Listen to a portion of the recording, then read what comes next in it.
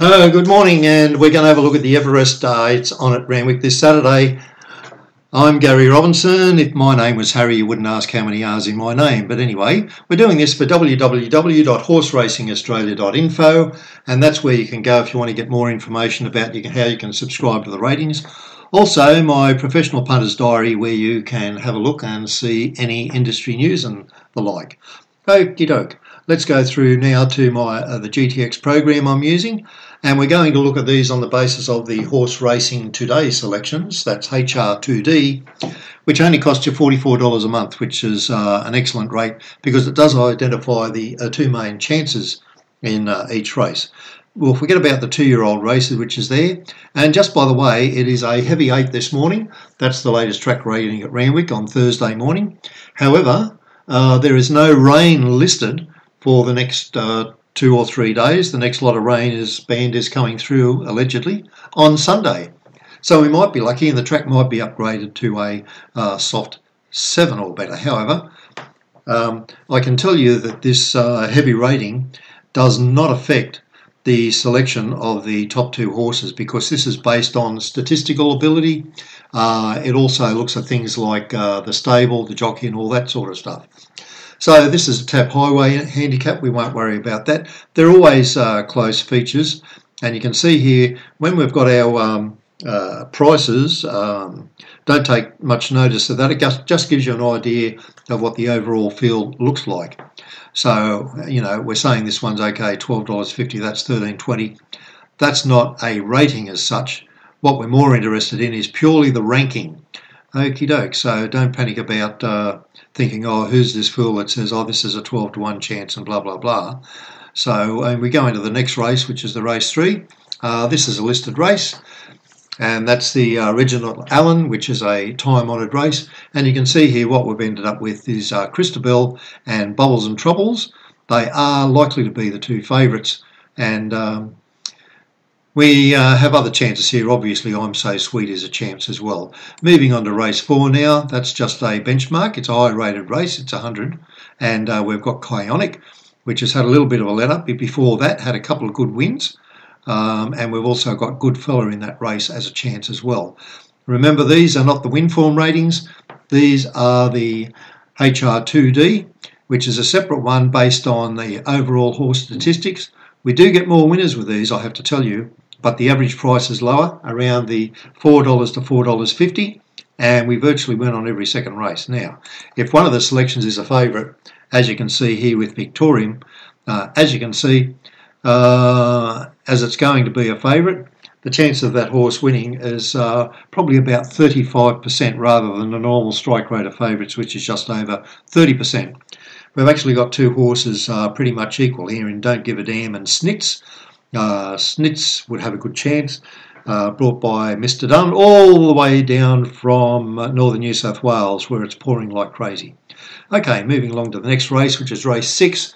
This is the Camera House Sydney Stakes, where we've got tactical advantage. It's actually the Everest consolation, if you like. It was won by In Her Time last year. Matter of fact, In Her Time, had she made the Everest last year, she would have absolutely killed them. Anyway, so in this race, we've got tactical advantage. As you can see, it's clear. One of the reasons why is its recent form includes 3 wins out of 4 starts. Parada rates slightly down because it ran 9th last start, but that was in the Epsom. Comes back to the 1200 here, but on the heavy track with its experience over the slightly longer distance, there's obviously going to be a good chance. Osborne Bulls, I don't expect that to start there. I expect that one to start in the Everest, unless it doesn't run at all, which is something else again. So there are our top 2 runners there. And by the way, if you don't get a good strike rate, well, gee whiz, look at the number of selections in each of these races. These are really, really full fields, and obviously it's much harder to find a winner. And what we hope for is that we're going to get a very, very good result, like we might get a good winner. For example, in this race, we've got Scholl sitting right on top. And they're all sitting in a bunch here. Scholls from Graf and Redzel and Vega Magic and so on. The one that's sort of left out a little bit is Le Romain. And I just remind you on Le Romain, if we go back here, and we see what it was doing. Here it is, Group 1s, all in Group 1s, didn't win a race, second only beaten the neck, and a tremendous rating as far as win form is concerned. Second in this one, the Stradbroke, second to Impending, and only beaten by a Nostril. Third to English in this race.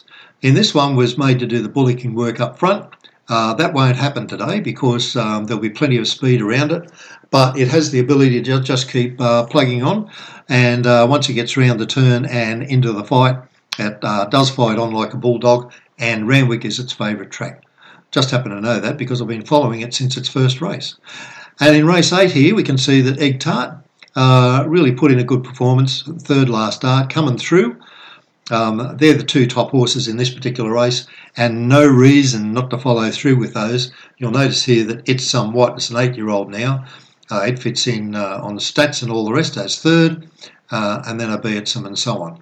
But look, Egg Tart and Coming Through are probably going to be a pretty reasonable price for us.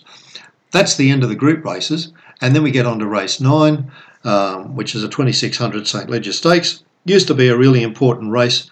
Not so these days. Patrick Aaron won last start, and Harapur has got 3 wins in a row, so you can see obviously why they would be up there. And in the last race, Beacon and Revenue, they'd both be good chances, obviously. But in this particular race, you might want to include Esperance. Anyway, that's just a run through, giving you a look the way it is. If we switch back to win form here, you can see we've put bonuses or whatever here because of the wet track, the expected wet track, and it does change things noticeably, and that's the good thing. So if we were going to go to the Everest here, there we go. Our top 2 runners are Santa Ana Lane and Shoals and Le Romaine. And Trapeze Artist. Now, last year in this race, I don't say we can do it this year, but last year in this race, we actually got the first 4. It's going to be a lot harder this year for 2 reasons. One is the state of the track, and also the closeness of most of the runners. If actually we switch back just again statistically, you'll see they're all in a bunch here, and whatever's leading towards the finish, well, I don't think it's going to get away. I think it's going to be very close. All right, good luck, and thanks for watching. Good luck.